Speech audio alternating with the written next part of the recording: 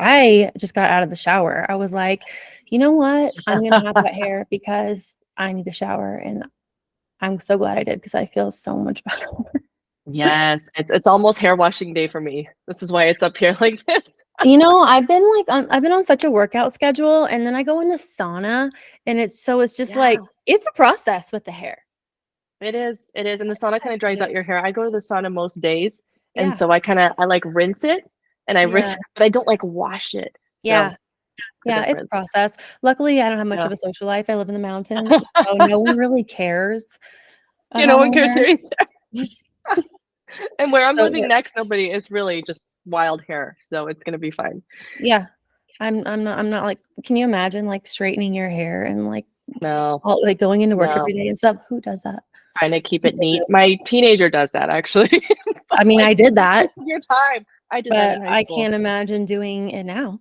So, Mm. Miss Lucy, thank you so much for joining me. It's so cool doing podcasting because you can just find somebody that you think is cool, that you admire online, and just, like, talk to them. That's Yeah, why we have podcasting is the conversations. best. So, so let's get into it. Can you give me, like, a little intro just for anyone listening who doesn't know who you are, just what you're about and, your mission? Yeah, well, let's see, where do we begin? So I'm currently based out of the San Diego, California area for a few more months. But I'm originally from Peru and I'm here with my 4 kids. And yeah, a lot of the work that I do has to do with this like the feminine embodiment, but not just kind of the soft, nurturing, tender parts, but the wild, the dark, feminine. And then I also do a lot of work with couples and in the realm of conscious relationship and sacred union and bringing inner polarity into whatever we do, whether it's relationship or business. So a lot of what I do, well, all of what I do was really inspired by my own personal journey and everything that I've been through in my former 17-year marriage. And then now this new chapter of life and health issues, financial issues, family issues, all kinds of things that I just had to find some new tools for. And that has slowly over the years developed into the work that I do now. So, doing life as we do, but from the place of the divine femme, particularly the shadows of the femme, which I think are really interesting because we get so much into like the love and the light and the nurturing and the creating and all that stuff. But I feel like in being a woman, you can't hold that much wisdom and there not be a darkness. So Hmm. I've been learning more about the dark femme and it's not even like it's I think it gets a bad reputation, and I don't feel like people are talking about it enough, but I feel like it's starting to come up. So, what would be your definition of the dark feminine? Well, I think there's a big distinction. It's important to distinguish between the shadow of the feminine and the dark Mhm. feminine, Right. because the shadow is like the parts that, um, well, just as you would think of any part of shadow work, right? The parts that we just don't know about ourselves yet that are there that maybe, for example, a really big one that I see a lot, and I'm guilty of it. Not guilt, but you know what I mean? Like I've totally been there.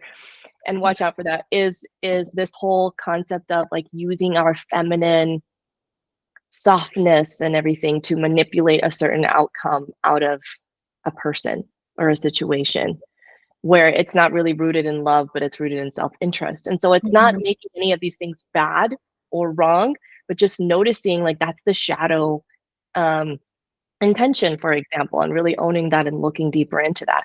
Whereas the dark feminine, the way I see it, is like kind of like I think of this like this massive void, this abyss of infinite wisdom that is just what we just don't know yet. There's just more, there's more and more and more that we can tap into. And it's also this different kind of texture of energy than the light feminine. So we think of some of my favorite energies to play with within that realm are more of the dark erotic energies. And that does not necessarily equate sexual. It's just this deeply sensual with a dark undertone to it. Um, like think Lilith energy. Mhm. When we integrate that energy, it's so powerful because you're not afraid of the darkness anymore. You Right. are it, but it's also Right. not a bad thing. It's not darkness equals bad. It's part of the balance of the consciousness. So anyways, yes, I know that there's so much nuance to this that I think it's hard to even bring these concepts to places like social media. But when you see it and you experience it and you You embody it, it's experience like, it, yeah. ah, you recognize it.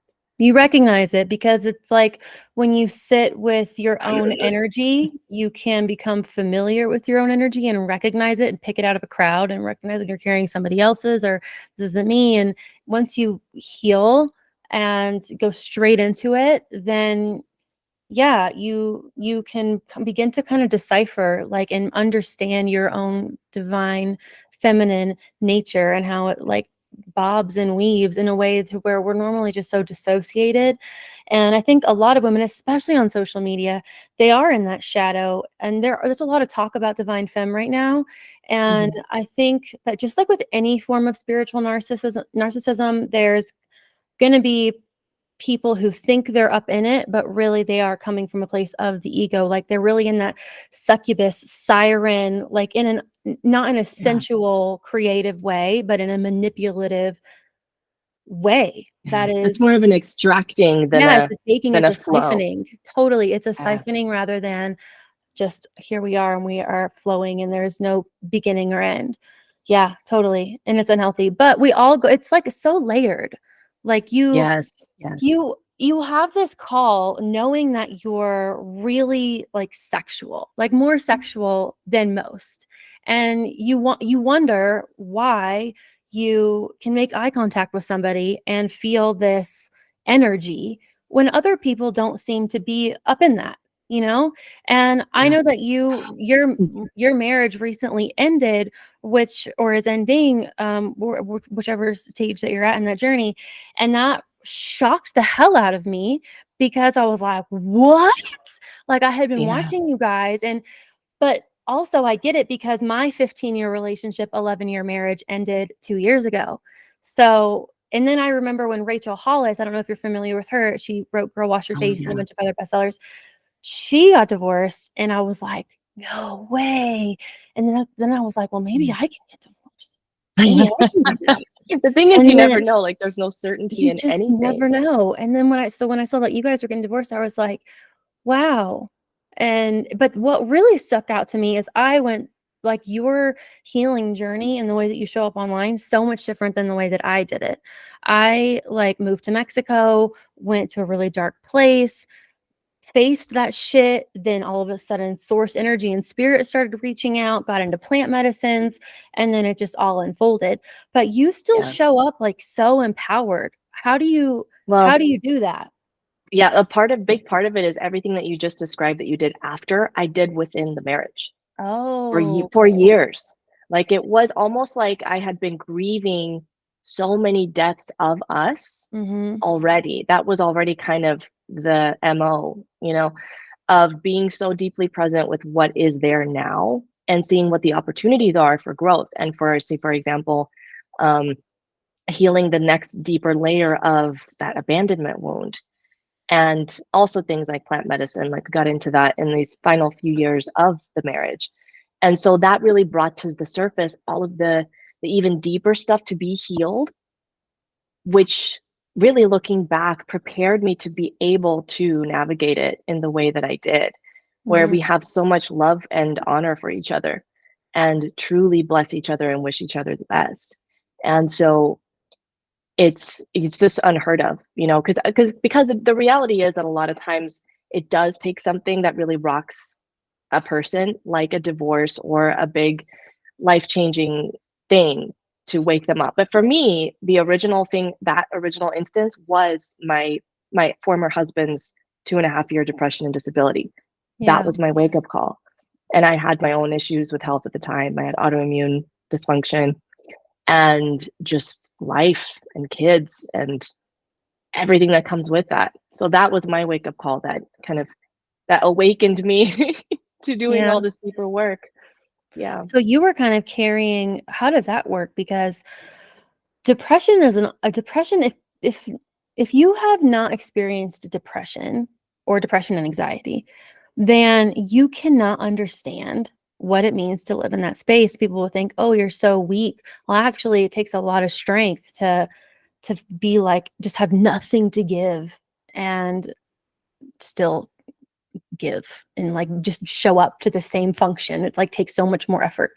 And I've been through that and went through that in my relationship, but it was on my end, and he's not super like vocal about any of his stuff. So I just didn't know what I didn't know until the relationship was over. But you had been on this journey, so you were kind of hyper aware and also in your feminine. So you were even more sensitive and receptive. Whereas I was in my masculine and survival mode for my whole marriage. And it Hmm. made me fucking sick, like sick. Yeah. Well, Like that's I why I was got not sick. well. That was the threshold. That's literally why I got sick. That was the turning point. It's crazy. Women wonder, and it's like, are you in your masculine? Like, are you in survival mode? What like Yeah. people, but people don't have the tools or even can have the discernment, and that's why I'm so glad these conversations are happening. But you had the awareness of his depression and stuff while you were also had been on this journey of the feminine, which I didn't really know a whole lot about until after the marriage. So what was it like to carry that, to carry the masculine, the like the a wounded masculine more or less, but also you guys had like such a bitch and sex life, and you're like you got your kids and you're like doing your like femme thing. Like what was it? How did you carry all of that? How? I mean, there wasn't a point where I just kind of woke up and I was this magical feminine being. Yeah, It was yeah, a I know. process. It's layered. You It's know, layered. I was no angel. Um, I just trusted the process. And so initially in the first few years of that, it wasn't even, I would say, being in more of my masculine, because really the sacred masculine fiercely Mhm. protects the feminine. So Right. had I been actually in my masculine, I would have protected the fuck out of my feminine and said, no, we're Yeah. going to feel, we're going to create, we're going to express, we're going to process, we're going to slow down. But I didn't know to do that, because self-protection, when your nervous system is in that space, Yeah. sympathetic nervous system, you don't get to thrive. You don't get to relax and blossom and open and flow and be in your creative juices. It's somehow I was still able to be creative. I think that was what saved me because I'm naturally a very expressive person, and I knew that that was like my soul food, you know, whether it was music or making mom parodies or writing books or creating courses. But a lot of it really was working out the kinks within the relationship. And that's one of the things I'm the most grateful for those 17 years of marriage, especially the last 7 years of them, was that there was this this tension that had to be not resolved, but like I couldn't ignore it. Mhm. And so that kind of forced me to confront all this really deep stuff in myself, such as me not being willing to make myself more vulnerable and open my heart. And I would say that in the final maybe 2.5 years of the marriage is when I really started to learn how to really open my heart.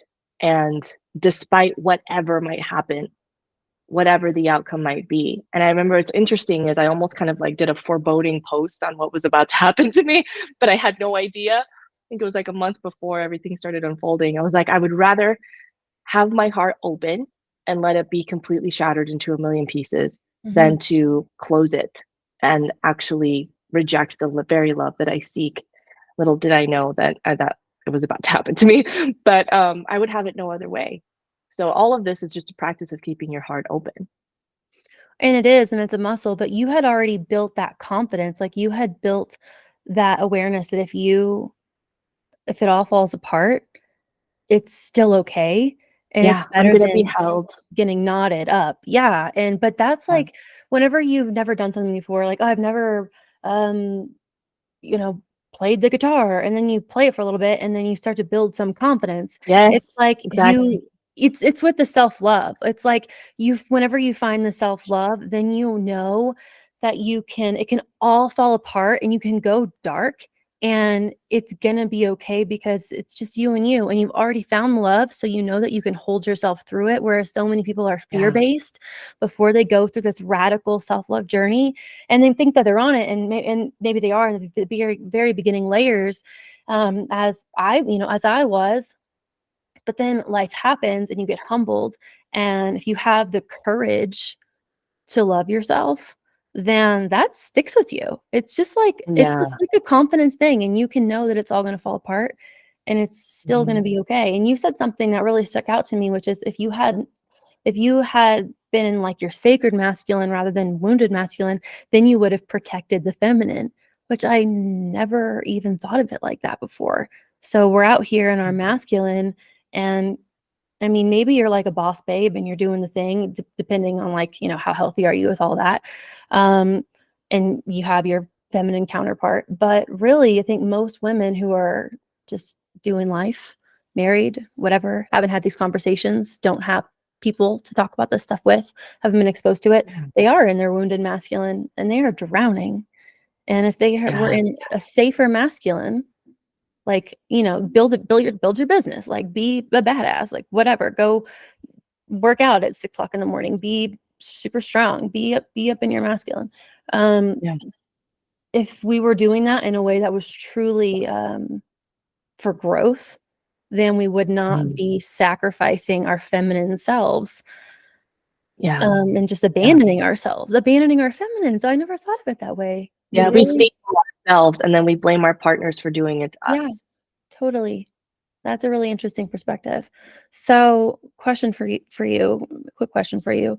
How did you get from just a girlhood to like wildly embodied feminine and living up to your potential and your sensuality? How did you go from A to B?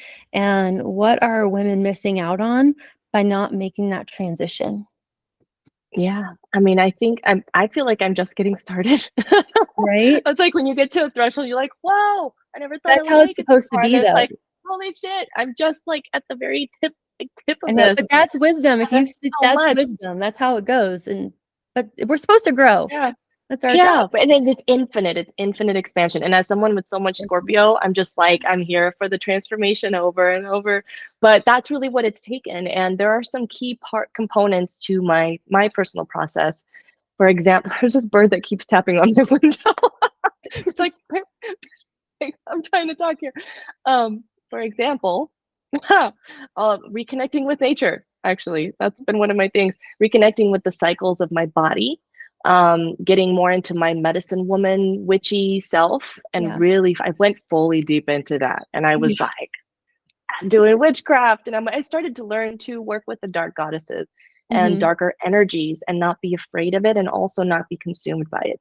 And I think that's also part of my personal gift in my ancestry and past lives and all of that good stuff. Mhm. um, that I'm here to do part of that work. So Mhm. reclaiming that was a big part of me rewilding myself, as well as getting into some more movement. I started pole dancing.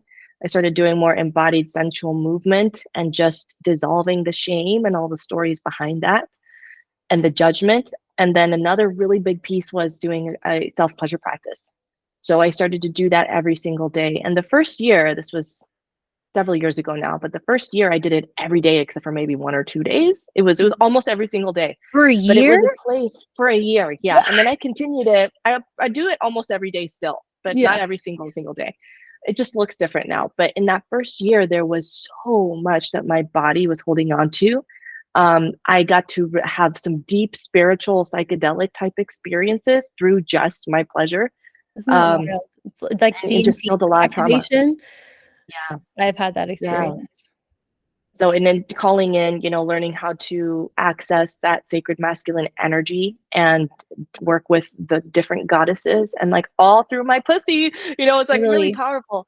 Yeah. So it's not just like you're gonna masturbate and take out your vibrator.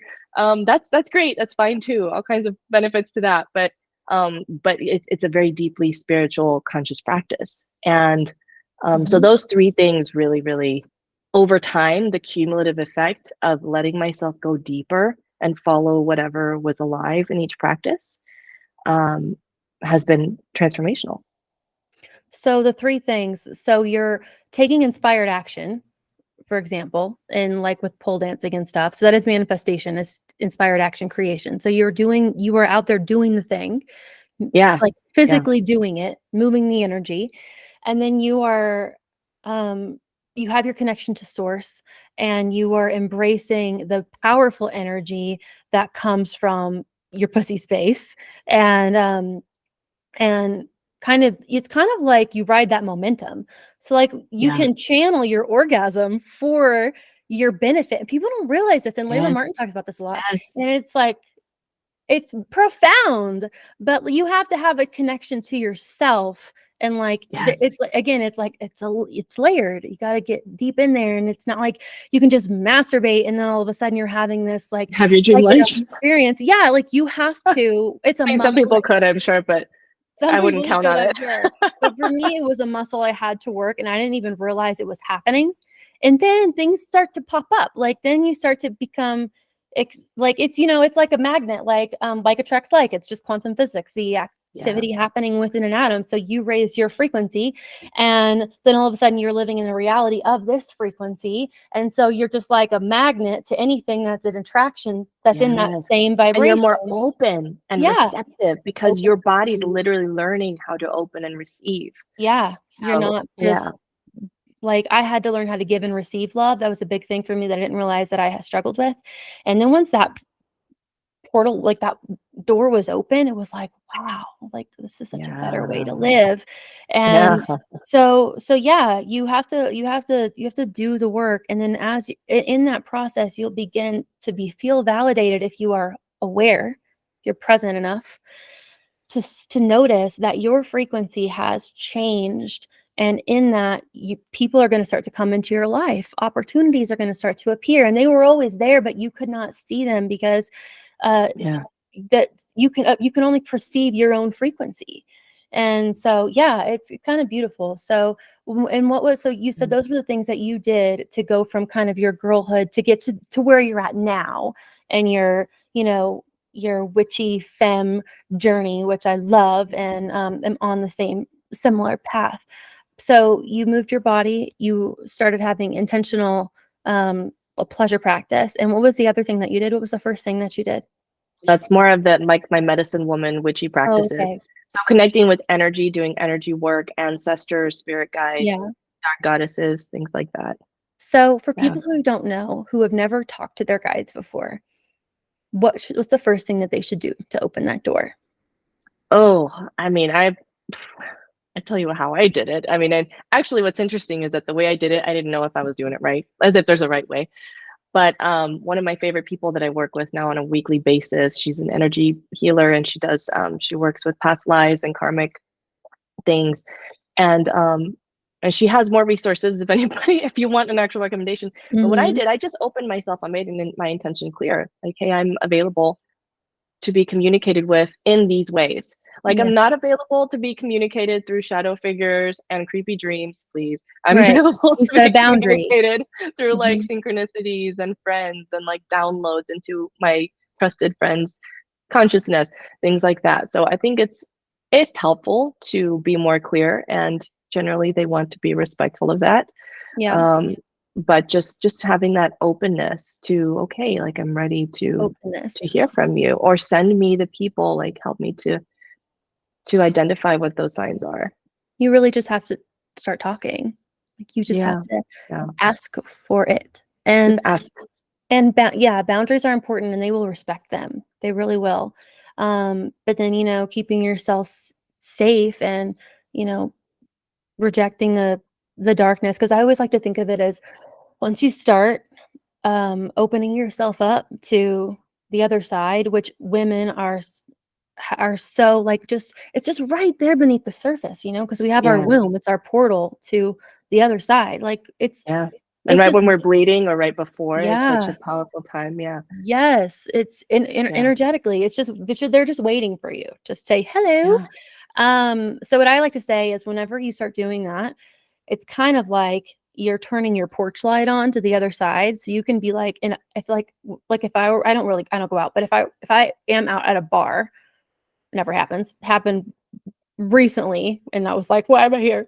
And it's like all this darkness, right? Like Well, there's a everyone's different kind of drinking. energy. Yeah. And it's Right. kind of like you're like waving your arm. You're like, hello, all of you, like dark entities, all of this dark spirits that people are consuming, and all of everyone's numbing all of their bullshit. Like everyone's carrying these demons more or less.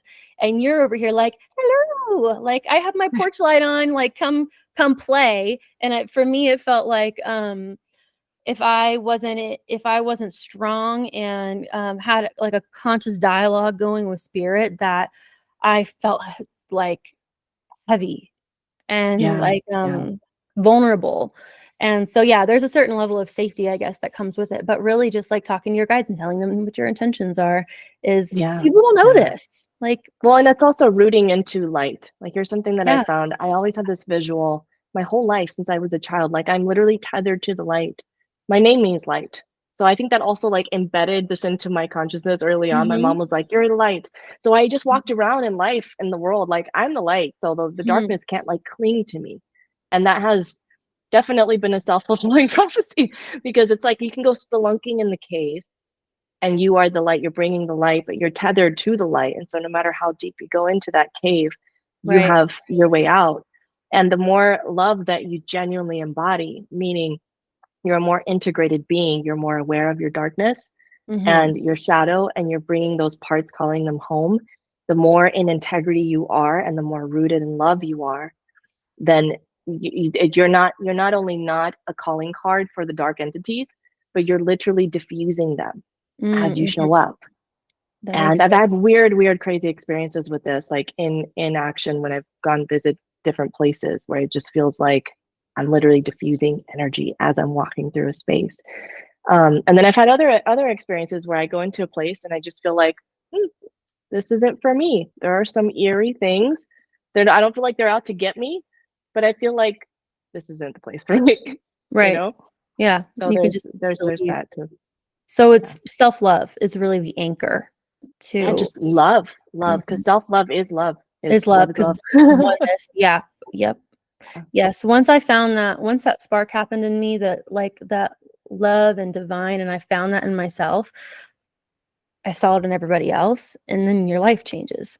And there's a Yeah. level of responsibility that comes with that too, because Yes, there is. sometimes it's easy to just have your head in the sand, and then whenever you're doing the work, it's worth it, but you can't turn off the hyper awareness, I guess.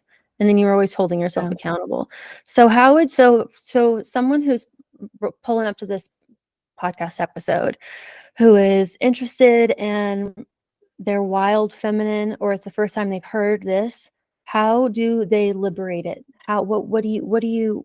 What's like one thing that they can do today, tangible, to move the dial to liberate their wild feminine? And what is wild feminine? We talked about dark, light, shadows. Wild feminine, what's that? Yeah. So think of like the visual that I get and that I've worked so intimately with, it has done some deep work in me, is like this deep purifying force, like these Mhm. purifying fires. So the wild feminine is going to expose the illusions and the distortions and the fear and the ego and the damsel in distress, like all that bullshit. She's gonna be like, no, here it is. We're gonna burn this shit down. Mhm. And think of like Kali energy, for example. That's wild. Now there's another thread of wild feminine that's more just like wildly liberated erotic. But Mhm. I generally when I think of wild feminine, I'm thinking like, no, we're cleaning house. Like we're Yeah. cleaning up house. You think Okay. that you'd entitled to getting that from your partner. No, no, no. We're gonna work here. We're gonna go deep with the mother. We're gonna go deep with this wild feminine force and we're gonna like extract some things. And then you'll feel free because it actually has nothing to do with him. You know, like let's go here first, Yep. and that's reflecting this. So, Yep. but what can someone do? I mean, I think just the simplest thing to me is just making that intention of opening their heart to like, okay, bring to me or show me, reveal to me, um, in what way am I meant to take a step? Mhm. Maybe it's going more into like the witchy, like spiritual medicine woman realms. Maybe it is doing a self-pleasure practice. Maybe it's, you know, getting some heels and dancing around your living room. Like Mhm. it's just make that deeper inquiry into your heart I actually do have courses for all three of those things also, Okay. for dance, for self-pleasure, for wild feminine, all of the above. But it's like find what thread spirit or the universe is trying to really like initiate you through first. So ask the question to your higher self, and which is the self that is not your thinking human mind, but it's the one who has the awareness of the thoughts and of the emotions, not the one that's in it. So Yeah. ask that higher version of you, what should I do? What will liberate me? What will bring me closer to this wild feminine energy? And I love how you use the word expose, because yeah, it really is like that. Um, Asking spirit, asking yourself, and then the answer is the thought that comes into your head. Like, that's Yeah, what it and you'll is. feel it. You'll You feel feel it in it. your body too. Like for Yeah, me, my deep wisdom center is like deep, deep, deep in my wound, like right at my cervix. And when I feel it there, I'm like, oh, yes, or yeah. no. And we Yeah. have to do that work to become more receptive of our own selves, because it's our birthright, but we're so far removed from it in our modern day life. So there, it's not, you have to like have the awareness to do the work to be like, okay, I'm paying attention, I'm listening, I'm here. It's not, you can't Yeah. fake it. You can't freaking fake it. No, no. And you can't think your way through it. You No. have to, it's a heart thing. Hmm. It's not, the body can help open up the mind a little bit and diffuse all of the self overthinking, but Hmm. it's much deeper than that. And once you embrace your intuition and start like reclaiming that, it comes with a lot of confidence as well. And it just Yeah. changes you as a woman. And that's the transformation. It's like little by little. So, okay, yeah, Yes. that's a Yes. great starting point. And Okay, go ahead, go ahead. oh, just one thing I want to emphasize for anyone listening, like the biggest confidence is not like for me, my biggest confidence is not in myself. It's in my ability to surrender to the process. So Mm, that's the thing that I've learned the most is that I can trust myself to be guided and to be held. And I trust that the universe it's got my back. Like it really does. So no matter what the outcome, if I need to pivot, if this year is turning out completely different than I expected, right now it's yeah, actually getting really, really, really, really good. But yeah, from the start of the year to the end of the year, it's just wild how different my life is looking like it's going to look. And it's just surrendering to your process and trusting that love always is holding you. That's where the confidence comes from. that trusting that love is always holding you, that's where the confidence comes from. Yes, because we are so hyper programmed for control right now, and Yeah. you can't get there from down that path. Like it's, and then people, I think it's worth saying that not being married to the how, because how could Yeah. you know? How could you know? You don't know the players that are going to come in that are going to get you to here. So you have to surrender the how and just follow the inspired action, and it'll get stronger and stronger and stronger. Yes. And sometimes shit will blow up in your face, and it's, you can't retract, like you can't run away. You Yeah. have to be like, this is an opportunity, where is the opportunity? And whenever you shift, because you shift the energy from negative to positive, and you have that power. And when you do that, then all of a sudden you're like, oh, beautiful, I'm going over here, rather than I'm a victim. So we are creators, but it's, you can't get there with you like have a chokehold on your vision. Like you have to Yeah. surrender, and it takes so much courage to surrender. Like anyone listening right now, like, are you clenching your asshole? Probably. So like we're clenchy. Like you gotta chill, and it takes time. But yes, coming back to being held with love, always, it's always there for you. And it's gonna take a little bit, I think, for people to kind of like build up that Yeah. confidence, but just keep going, keep going. Yes. Okay.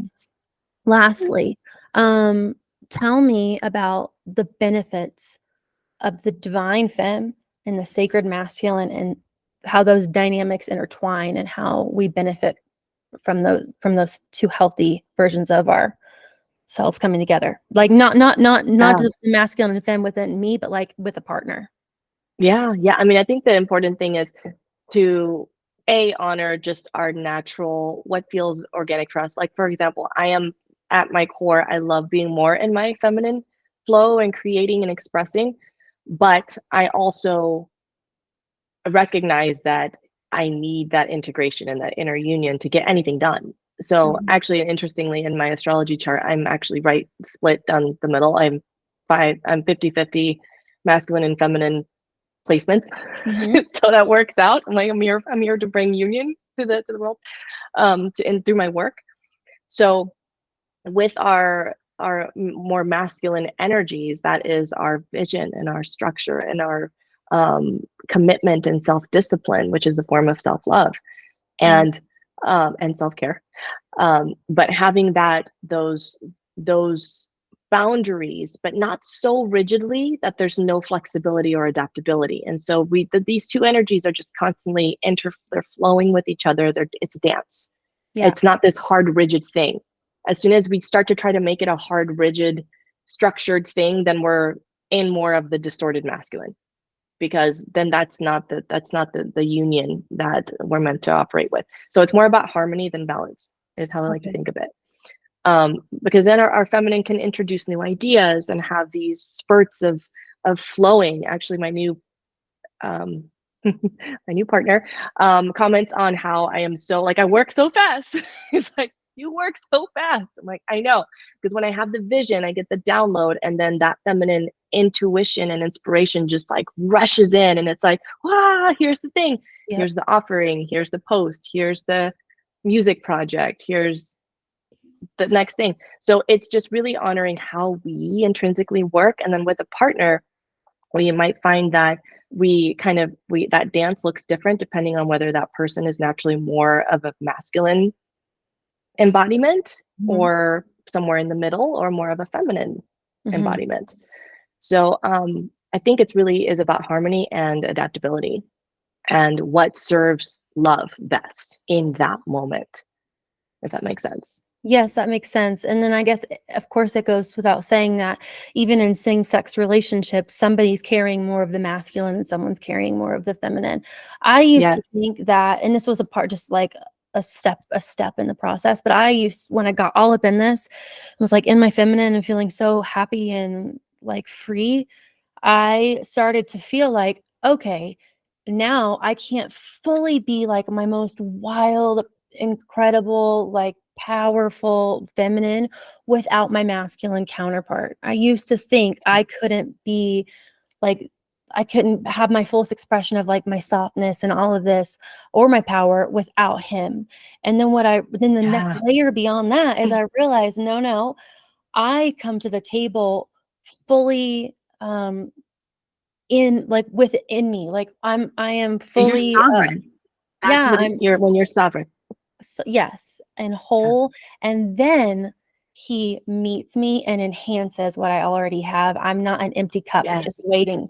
And I didn't know that. And it hurt for a while. It was like, Yeah. where are the masculine Because men? then you're missing, and then you're attracting from lack. But when you're Totally, whole, like literally, this exactly. is what I'm experiencing right now. It's like I was whole and sovereign and lacking nothing and not looking. I was not looking. So, So true. anyways, So true. And then you're coming from a scarcity mindset, and whatever yeah, you're hyper fixated on is what you're gonna attract. And I was just, it was, my intentions were good. I just didn't have like, it hadn't like fully cooked enough to where I could understand it to use it in like the ugh. So yeah, like be yeah, patient because it is a process and it's an unfolding and it's so worth it and it's so beautiful. yeah, But yeah, it's like it's a process. And I'm finding women who inspire me like you, and it just helps you to continue to move the dial a little bit and go more inward and understand. I'm so glad that we're yeah. all that this is like a topic now to be in your feminine because Yes, no one was talking you about are this. in your wholeness, Your wholeness. because yeah. Well, Miss Lucy, okay, so last, what does it Oh, mean to you to be protected and connected in your daily life? in my daily life, it's really anchoring into that again, into that connection with love itself, which I equate to source, divine love. Like it's that. And staying connected with that, being tethered and rooted into it. Because I, yeah, I don't know, that just makes everything work. Like without that, it doesn't work. And with it, things will flow. And I trust that the pieces will come together in the day to day stuff. Thank you so much.